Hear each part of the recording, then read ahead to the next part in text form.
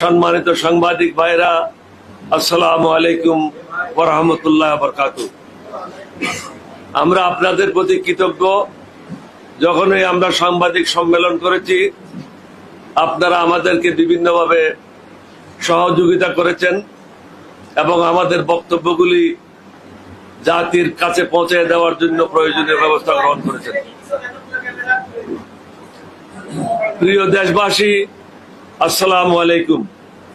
বর্তমানে বাংলাদেশের একজন প্রবীণ রাজনীতিবিদ এবং 1971 সালের শহীদ রাষ্ট্রপতি জিয়াউর রহমানের নেতৃত্বে পাকিস্তানের বিরুদ্ধে সর্বপ্রথম বিদ্রোহকারী একজন সামরিক কর্মকর্তা হিসেবে জাতির প্রতি আমার কিছু কর্তব্য রয়েছে। কোনো কারণে যদি আমি আমার দায়িত্বগুলি সঠিকভাবে পালন না করি, তার জন্য আমাকে সমগ্র জাতির কাছে জবাবদিহি করতে হবে। সুতরাং আমার সে কর্তব্যবোধ থেকে আমি আপনাদেরকে বাংলাদেশের কিছু বিষয়াবলী সম্বন্ধে অবহিত করতে চাই। তার মধ্যে সর্বপ্রথম হলো আইনের শাসন। বিগত 15 বছর যাবৎ বাংলাদেশে আইনের শাসন নাই বললেই চলে, কারণ সরকার সুপরিকল্পিতভাবে আইন আদালতগুলি ধ্বংস করে দিয়েছে, নিয়ন্ত্রণ করছে এবং দলীয় লোকদের মাধ্যমে পরিচালনা করছে। আইনের প্রয়োগ হচ্ছে অন্যায়ভাবে শুধু বিরোধী দলের নেতাকর্মীদের হয়রানি ও মিথ্যা মামলা এবং সাজানো মামলার মাধ্যমে শাস্তি নিশ্চিত করার জন্য। অথচ দেশকে সঠিক পথে এবং উন্নয়নের পথে নিয়ে যাওয়ার জন্য, সমাজে শান্তি নিশ্চিত করার জন্য, জবাবদিহিতা নিশ্চিত করার জন্য, সর্বত্র শান্তি শৃঙ্খলা বজায় রাখার জন্য আইনের শাসনের গুরুত্ব অপরিসীম। এছাড়াও বর্তমান সরকার অবৈধভাবে ক্ষমতায় টিকে থাকার জন্য তাদের ইচ্ছা অনুযায়ী নতুন নতুন আইন প্রণয়ন করছে এবং সর্বসাধারণের উপরে জোর জুলুম নির্যাতন ব্যাপক হারে বেড়ে গেছে। সমাজের ন্যায় বিচার নিশ্চিত করতে না পারলে দেশে কখনো শান্তি ফিরে আসবে না, মানুষ নিরাপদে বসবাস করতে পারবে না, ব্যবসা বাণিজ্যের প্রসার হবে না। উন্নয়নের পূর্বশর্ত হচ্ছে আইনের শাসন। অর্থনীতি সম্বন্ধে কিছু কথা বলতে চাই। বর্তমানে দেশের অর্থনৈতিক অবস্থা টালমাটাল, যে কোনো সময় ব্যাপক ধস নামতে পারে। অতিরিক্ত গরম আবহাওয়ার কারণে কৃষকের মাঠের ফসল নষ্ট হয়ে যাচ্ছে, নদী নালা শুকিয়ে গেছে, পানির স্তর নিচে নেমে গেছে, ফলে বিভিন্ন ধরনের রোগ বিস্তার লাভ করছে। বর্তমান অবস্থায় দেশের হাসপাতালগুলিতে রোগীদের জায়গা দেওয়ার মতো অবস্থা নাই। বিভিন্ন তথ্যসূত্রে জানা যায়, জলবায়ু পরিবর্তনের কারণেও জনগণ বিভিন্ন রোগে আক্রান্ত হচ্ছে। এছাড়াও বছরে 1,30,00,000 টন কার্বন বাতাসে মিশছে, এগুলি প্রতিকারের কোনো ব্যবস্থা নাই। শহরের বিভিন্ন অঞ্চলে নদীগুলি সঠিকভাবে প্রবাহিত হলে এবং নতুন নতুন বন জঙ্গল সৃষ্টি করা হলে কার্বনের প্রভাব অনেকাংশে হ্রাস পেত। বর্তমানে রপ্তানি আয় হ্রাস পেয়েছে, আমদানি সংকুচিত করার চেষ্টা করা হচ্ছে, ফলে ব্যবসায়ীরা ক্ষতিগ্রস্ত হচ্ছে। দেশে লুটতরাজের কারণে প্রবাসীরা রেমিটেন্সের টাকা পাঠানো থেকে বিরত রয়েছে। অন্যদিকে 2023 সালের ডিসেম্বর মাস পর্যন্ত বৈদেশিক ঋণের পরিমাণ দাঁড়িয়েছে 89.6 বিলিয়ন ডলার। আসল পরিশোধ করা তো দূরে থাক, এমনকি সুদের টাকা পরিশোধ করার মতো অবস্থা বর্তমান সরকারের নাই। বিদেশি শিল্প উদ্যোক্তারা ডলারের সংকটের কারণে তাদের লাভের টাকা নিজ দেশে ফিরে নিয়ে যেতে পারছে না। এই মুহূর্তে দেশের অর্থনীতিতে 11,50,000 কোটি টাকা বিদেশি ঋণ পরিশোধ করার চাপ রয়েছে। এই ঋণ এবং ঋণ বাবদ সুদ সহ নির্দিষ্ট সময় শেষে পরিশোধ করতে হবে, যা বর্তমান অর্থনৈতিক অবস্থায় মোটেও সম্ভব নয়। অন্যদিকে এর প্রভাব বিভিন্ন প্রকল্পের উপরে পড়েছে, যার কারণে বিভিন্ন প্রকল্পের অগ্রগতি এবং বাজেট বাস্তবায়ন 40% নিচে। বর্তমান সরকার অনেকগুলি মেগা প্রকল্পের কাজ শেষ করেছে, কিছু কিছু প্রকল্প এখনো চলমান এবং কয়েকটি প্রকল্পের কাজ বন্ধ রয়েছে। প্রত্যেকটি প্রকল্পের ব্যয় ব্যয় পার্শ্ববর্তী ভারতের তুলনায় 3 থেকে 5 গুণ বেশি। অনেকের ধারণা জনগণের এই অর্থগুলি আত্মসাৎ করা হচ্ছে।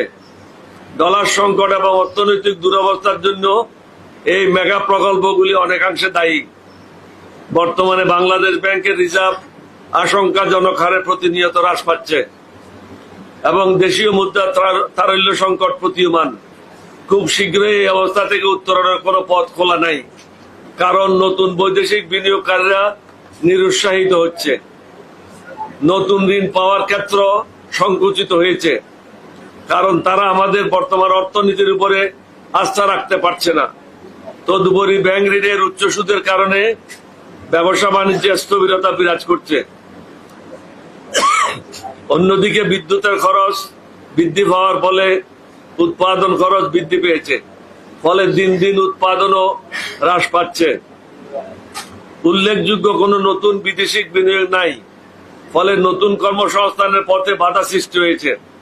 ডলারের মূল্য দিন দিন বৃদ্ধি পাচ্ছে। সরকার সবকিছু লেজে গোবরে করে ফেলেছে। বাইরে হওয়ার দরজাও বন্ধ। 5,000 টাকা কৃষি ঋণ পরিশোধ করতে না পারলে কৃষকদেরকে জেলে দেওয়া হয়, অথচ লক্ষ হাজার কোটি টাকা ঋণ জালিয়াতি করলে বা বিদেশে পাচার করলে তার কোনো শাস্তি হয় না, কারণ সরকারই তাদের পৃষ্ঠপোষক। দেশে মূল্যস্ফীতি 10% উপরে, বিশেষভাবে খাদ্যদ্রব্যের উপর মূল্যস্ফীতি 15% উপরে। তাহলে সাধারণ মানুষ কি খেয়ে বাঁচে থাকবে? বর্তমান সরকার বিগত 15 বছর যাবৎ বাকশালী কায়দায় দেশ শাসন করছে। আল্লাহর ওয়াস্তে এখন ক্ষান্ত হন। জনগণকে তাদের ভোটের মাধ্যমে সরকার গঠন করার সুযোগ করে দেন। আমি না থাকলে দেশ চলবে না, এই ধরনের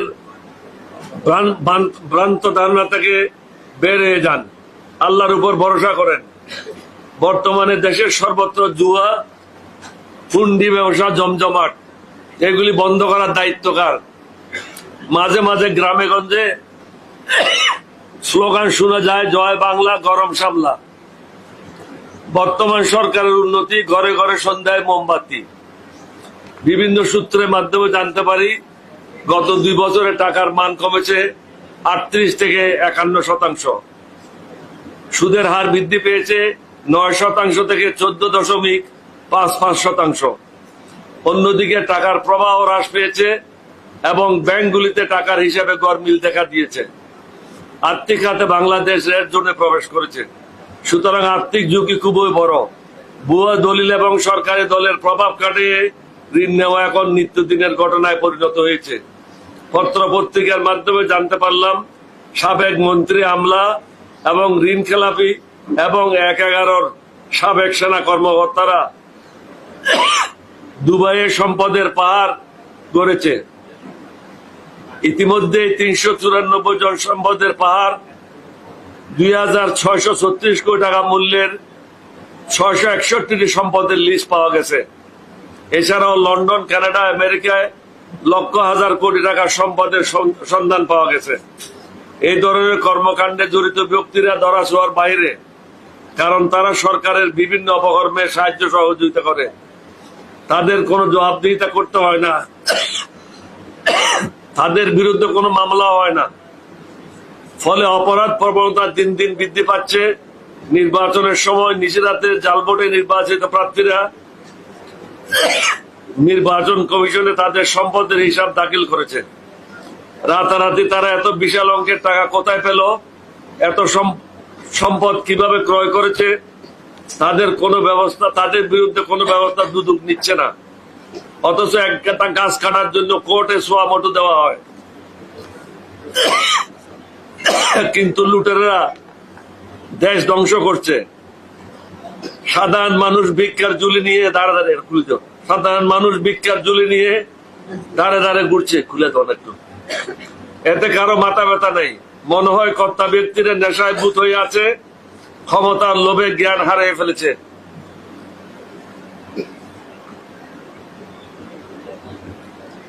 তারা ধরাকে সরা জ্ঞান করে।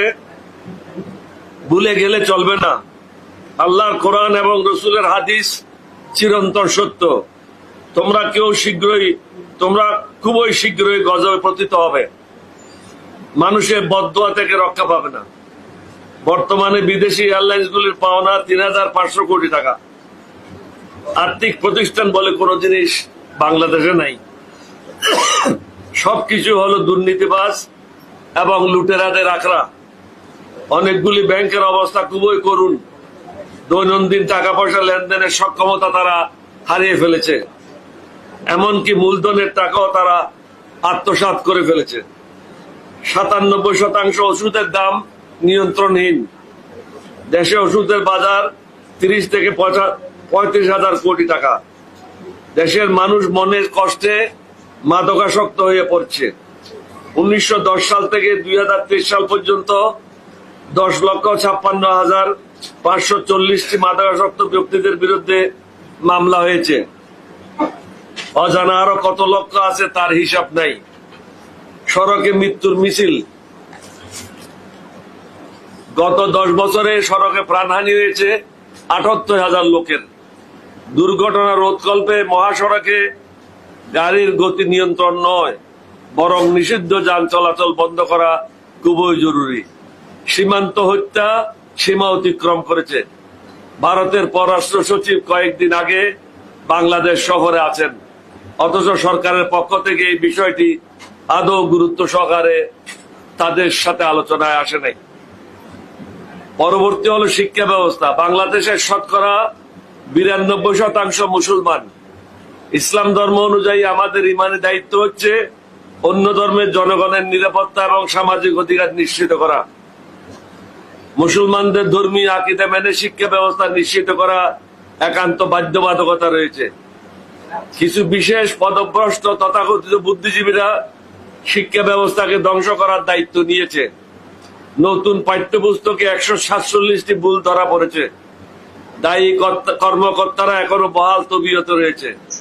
তাদের কোনো জবাবদিহিতা করার প্রয়োজনীয়তা নাই, কারণ তারা বাকশালী শাসনের দোষর। তাদের হাত থেকে শিক্ষা ব্যবস্থাকে মুক্ত করতে হবে। বিদেশি বাদ্যবাজনা ও সংস্কৃতি ইসলাম ধর্মকে ধ্বংস করে দিচ্ছে। বর্তমানে বিয়ে শাদী হচ্ছে হিন্দি সিনেমার কায়দায়, আর বড় লোকদের টাকার খেলা। অন্যদিকে গরিবদের মরণ ফাঁদ, কারণ বড় লোকদের বিয়ে শাদীর কারণে মাংস মুরগির দাম বেড়ে চলেছে। গরিবদের জন্য মাংস মুরগি এবং মাছ খাওয়া একটা দুঃস্বপ্ন। জেনে শুনে অন্যায়ের প্রতিবাদ না করলে অবশ্যই দুজকে নিক্ষেপ করা হবে। নিজের বিবেককে জাগ্রত করতে হবে, অন্যথায় ঈমান থাকবে না। এছাড়াও প্রতিবাদ না করলে ভবিষ্যতে লুটেরারা, লম্পটেরা, দুর্নীতিবাজরা এবং আল্লাহকে অমান্যকারীরা দেশ পরিচালনা করবে। এটা কখনো দেশের জনগণের গ্রহণ করা উচিত হবে না। সদা সর্বদা অন্যায়ের প্রতিবাদ করতে হবে, সর্বক্ষেত্রে জবাবদিহিতা নিশ্চিত করতে হবে। পদভ্রষ্ট হলে আল্লাহর পক্ষ থেকে গজব আরো ভয়ানক হবে। আমাদের কর্মের মাধ্যমে আল্লাহকে রাজি করানোই হবে আমাদের মূল লক্ষ্য। সরকার এবং সরকারের মধ্যে লুকিয়ে থাকা কিছু লোক রাতারাতি বড় লোক হওয়ার নেশায় মত্ত। ইদানিং লক্ষ্য করা যাচ্ছে, বিশেষভাবে ঢাকা মহানগরে তথাকথিত অভিজাত এলাকাগুলিতে নাইট ক্লাবের নামে অনৈতিক এবং ইসলাম ধর্ম পরিপন্থী কর্মকাণ্ড প্রতিদিন রাত্রিবেলা সংঘটিত হচ্ছে। তারা পদভ্রষ্ট হওয়ার কারণে এই ধরনের ঘটনা সংঘটিত হচ্ছে। এছাড়াও আমরা নিজ নিজ ধর্ম থেকে দূরে সরে যাওয়ার কারণে এই অধঃপতনের অন্যতম কারণ। লোভ লালসা আমাদেরকে বিপদগামী করছে, দেশ ও জনগণকে অন্ধকার জগতের দিকে ঠেলে দিয়েছে। এর পরিণাম কিন্তু ভয়ানক। একটু চিন্তা করুন, সঠিক পথে চলার পদক্ষেপ নিন। ষড়যন্ত্রকারীরা বসে নাই, তারা সুচিন্তিতভাবে সমাজকে কলুষিত এবং সুপরিকল্পিতভাবে ধ্বংস করার কাজে লিপ্ত রয়েছে।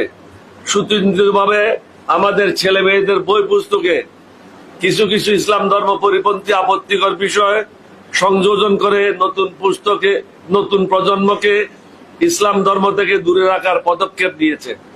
ইসলাম ধর্ম হলো শান্তি এবং সাম্যের ধর্ম। অবশেষে আল্লাহর হুকুমে তারা ধ্বংস হবে। ইসলাম ধর্ম কাকেও বিদ্বেষ এবং অন্যায় কাজে শিক্ষা দেয় না। অপরের ক্ষতি করা, অপরের বিরুদ্ধে ষড়যন্ত্র করার ব্যাপারে বারবার কোরআনে হুঁশিয়ারি উচ্চারণ করেছে আল্লাহ রাব্বুল আলামিন। ষড়যন্ত্র এবং ষড়যন্ত্রকারীরা কখনো সফল হবে না। বাংলাদেশ পরিসংখ্যান ব্যুরোর তথ্য অনুযায়ী বর্তমানে দেশে বেকারের সংখ্যা 25,90,000। গত বছর যা ছিল 24,70,000, অর্থাৎ এক বছরের ব্যবধানে বৃদ্ধি পেয়েছে 1,20,000। দেশে সুশিক্ষার অভাবে হাজার হাজার ছেলে মেয়েরা বিদেশে পাড়ি জমাচ্ছে। দেশ ক্রমশ মেধাশূন্য হয়ে পড়ছে, যা বর্তমান সরকারের লক্ষ্য। কারণ যুব সমাজ সঠিক পথে থাকলে, সুশিক্ষিত হলে লুটেরা কখনো ক্ষমতায় থাকতে পারবে না। দেশে দরিদ্রের সংখ্যা দ্বিগুণ বৃদ্ধি পেয়েছে। এখন আর নিম্ন মধ্যবিত্ত শ্রেণীর কোনো অস্তিত্ব নাই। বেকারত্ব, শিক্ষার সমস্যা, স্বাস্থ্যের সমস্যা, নিত্য প্রয়োজনীয় দ্রব্যের মূল্য দেশের প্রায় 10-12 কোটি মানুষের নাগালের বাইরে। দরিদ্র মানুষের খাবারের ব্যয় বেড়েছে 58%। মানুষ বেঁচে থাকার কোনো অবলম্বন নাই। জলবায়ু পরিবর্তনের অন্যতম কারণ, ভারতের সাথে আমাদের 54টি অভিন্ন নদী রয়েছে। আন্তর্জাতিক নিয়ম অনুযায়ী আমরা কোনো নদী থেকে পানির ন্যায্য অংশ পাচ্ছি না। ভারত সরকার ইচ্ছাকৃতভাবে শুষ্ক মৌসুমে পানি বন্ধ করে দিয়ে দেশকে মরুভূমিতে পরিণত করার পরিকল্পনায় লিপ্ত রয়েছে। গুরুত্বপূর্ণ গঙ্গা এবং তিস্তা নদীতেও আন্তর্জাতিক নিয়ম অনুযায়ী পানি প্রবাহিত হচ্ছে না। 1976 সালে শহীদ রাষ্ট্রপতি জিয়াউর রহমান বাংলাদেশ সচিবালয়ে ভারতের তৎকালীন পানি সম্পদ মন্ত্রী শ্রী জগজীবন রামের সাথে বৈঠক করে গঙ্গার পানি বন্টনের ব্যাপারে একটি চুক্তিতে আবদ্ধ হয়। ওই চুক্তিতে লেখা ছিল, ভারত বাংলাদেশকে 32,000 কিউসেক পানি রিলিজ করবে এবং ওই পানি গঙ্গা বাঁধের উপরে যেন মজুদ থাকে তা নিশ্চিত করতে হবে, অর্থাৎ গ্যারান্টি ক্লজ ছিল। যা পরবর্তীতে এরশাদ আমলে গ্যারান্টি ক্লজ উঠিয়ে দিয়ে 32,000 কিউসেকের স্থলে 28,000 কিউসেক পানি প্রবাহের চুক্তি হয়, যা বর্তমান সরকারের আমলে আরো হ্রাস পেয়েছে। ফলে সমগ্র দেশে কৃষকেরা ক্ষতিগ্রস্ত হচ্ছে। ভূগর্ভস্থ পানির স্তর প্রতিনিয়ত নিম্নে নেমে যাচ্ছে। অন্যদিকে জলবায়ু উত্তপ্ত হয়ে বিভিন্ন ধরনের প্রাকৃতিক দুর্যোগ এবং নতুন নতুন রোগের প্রাদুর্ভাব ঘটছে। এছাড়াও পত্র পত্রিকার মাধ্যমে জানতে পারলাম, ভারতের তৈরি খাদ্যদ্রব্য এবং ব্যবহারিক সামগ্রীগুলিতে স্বাস্থ্যের পক্ষে ক্ষতিকর অনেকগুলি পদার্থ মিশানো হচ্ছে, যার ফলে মানুষ বিভিন্ন রোগে আক্রান্ত হয়। আপনারা নিশ্চয়ই জানেন, ভারতের এই সমস্ত মালামালগুলি ইউকেতে আর এখন প্রবেশ করতে দিচ্ছে না, এটার উপরে নিষেধাজ্ঞা দেওয়া হয়েছে। প্রতি বছর প্রায় বাংলাদেশ থেকে 14 থেকে 15 লক্ষ লোক ওই সমস্ত রোগের চিকিৎসার জন্য ভারতের হাসপাতালগুলিতে ভিড় জমায়। নিম্ন মধ্যবিত্ত এবং গরিব মানুষের ছেলে মেয়েরা বিদেশে গমন করে বহু কষ্টার্জিত ডলার দেশে প্রেরণ করে। বিভিন্ন রোগে আক্রান্ত ব্যক্তিরা ওই ডলারগুলি ভারতে চিকিৎসার জন্য ব্যয় করে। বিভিন্ন সূত্রে প্রাপ্ত তথ্য অনুযায়ী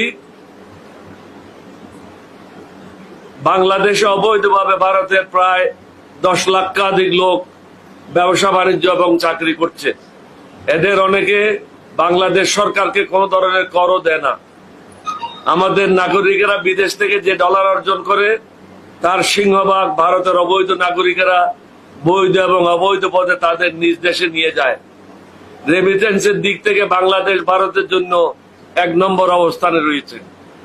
প্রিয় দেশবাসী, দেশে গণতন্ত্র ধ্বংস, স্বৈর শাসন প্রতিষ্ঠা করার জন্য ভারত সরকার প্রত্যক্ষ এবং পরোক্ষভাবে দায়ী। আমি নিজেই শুনেছি, কয়েকদিন পূর্বে ভারতের কংগ্রেসের সভাপতি একটি সংবাদ সম্মেলন করে বলেছেন, আমরা পাকিস্তানকে 2 টুকরা করে তাদেরকে দুর্বল করে দিয়েছি। তার এই বক্তব্যে সুস্পষ্ট বোঝা যায় বাংলাদেশের জনগণ তাদের বন্ধু নয়। ইস্ট ইন্ডিয়া কোম্পানি 1947 সালের পর উপমহাদেশ ত্যাগ করে নিজ দেশে ফিরে যায়। বিগত কয়েক বছর যাবৎ ভারত সরকার বাংলাদেশে ইস্ট ইন্ডিয়া কোম্পানির অনুরূপ দায়িত্ব নিয়েছে।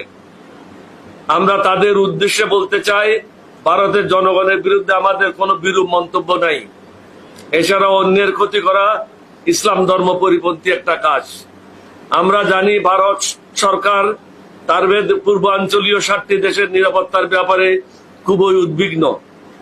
তাদের উদ্দেশ্যে আমরা বলতে চাই, আমরা অন্য কোনো দেশের কোনো ব্যাপারে নাক গলাতে চাই না, অন্য দেশের কোনো ক্ষতি হোক এ ধরনের কর্মকাণ্ডে লিপ্ত হইতে চাই না, কারণ এই ধরনের কর্মকাণ্ড ইসলাম ধর্মের পরিপন্থী।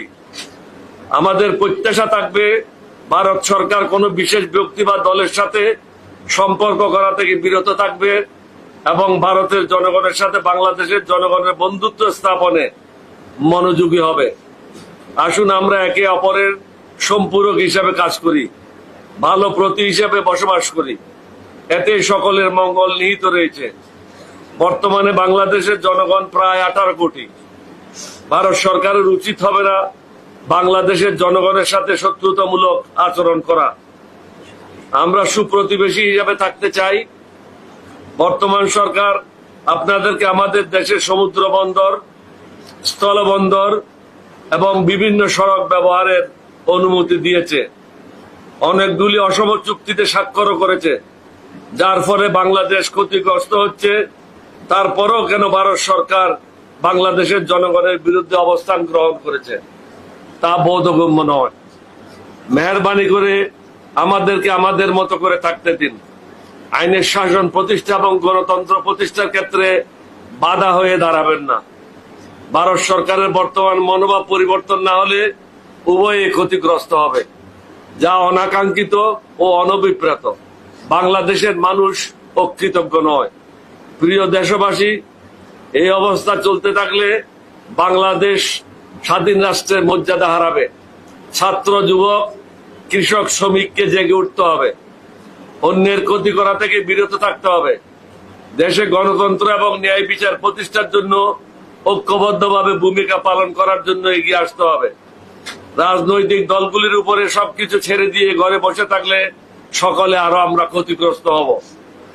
আমাদের সম্মুখে অনেকগুলি চ্যালেঞ্জ রয়েছে, যেমন গণতন্ত্র পুনঃপ্রতিষ্ঠা করতে হবে, ন্যায় বিচার নিশ্চিত করতে হবে, আইনের শাসন প্রতিষ্ঠা করতে হবে, শিক্ষা ও স্বাস্থ্য ব্যবস্থা যুগ উপযোগী করতে হবে, বেকার সমস্যার সমাধান করতে হবে, দেশজ উৎপাদন বৃদ্ধি করতে হবে, বিদেশিদের উপর নির্ভরশীলতা হ্রাস করতে হবে, কৃষকদের জন্য সেচের ব্যবস্থা করতে হবে।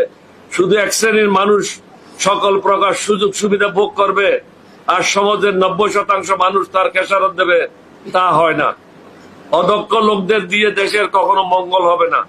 প্রয়োজন সুশিক্ষিত, দক্ষ, দেশপ্রেমিক, ন্যায়পরায়ণ এবং ধার্মিক লোক, তাহলে সমাজের মুক্তি আসবে। বর্তমান অবস্থা দীর্ঘায়িত হলে দেশ আরো ক্ষতিগ্রস্ত হবে, দেশে বিশৃঙ্খলা সৃষ্টি হতে বাধ্য, হয়তো নিয়ন্ত্রণের বাইরেও চলে যেতে পারে। আমাদের সকলের উচিত দেশের সমস্যাগুলি পর্যালোচনা করা এবং যত দ্রুত সম্ভব এগুলির সমাধান বের করা। অন্যথায় আমরা যে যেখানে থাকি না কেন সকলেই ক্ষতিগ্রস্ত হব। মনে রাখতে হবে, লোভ এবং মোহ মানুষকে ধ্বংসের দিকে ঠেলে দেয়। আমরা দীর্ঘদিন যাবৎ বিএনপির নেতৃত্বে বর্তমান সরকারের বিরুদ্ধে বিরতিহীনভাবে আন্দোলন চালিয়ে আসছি। আপনারা এখনো নীরবে দর্শকের ভূমিকা পালন করছেন। আশা করি দেশে গণতন্ত্র এবং ন্যায় বিচার প্রতিষ্ঠার জন্য কৃষক, শ্রমিক, যুবক এবং ছাত্র সমাজ সকলে নিজ নিজ জায়গা থেকে ঐক্যবদ্ধভাবে নতুন উদ্যোগে এগিয়ে আসবে।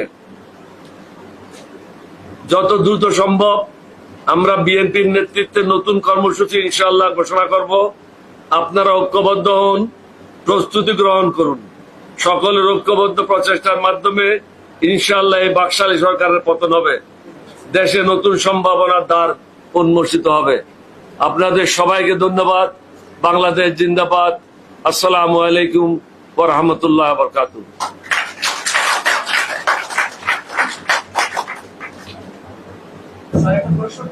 প্রশ্ন করবেন?